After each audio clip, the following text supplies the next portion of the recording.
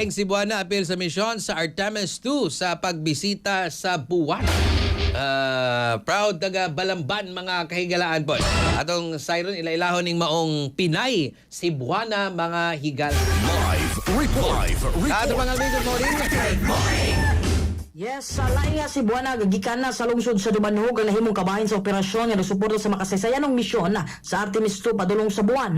Among Cebuana gilang nga si Armila Reyna Fernandez, usa ka engine man na second class PT officer nga nagserbisyo sakay sa USS John P. Murtha ang unang recovery vessel alang sa Artemis 2 crew sa Orion na kapsula. Sa panahon sa misyon si Fernandez uban sa recovery support team may pwesto sa kadagatan na rumutabang sa luwas kay pagguwa balik sa mga bahin sa spacecraft. Gawas sa iyang papel isip pa engine man sa barko, si Fernandez usab na dumala sa logistics sa recovery operation, lakip na pagsiguro sa maritime security.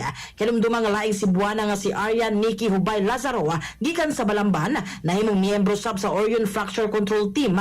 Mitabang siya sa pagsiguro nga ang environmental control and life support system sa spacecraft, magpabiling ligon bisan ubos sa pressure sa pagbiyahe sa kawanangan. Si Fernandez anak nila Celso Yurica Fernandez, kita ko sa Dumanhog sa Bagatang Kasadban bahin sa Subo.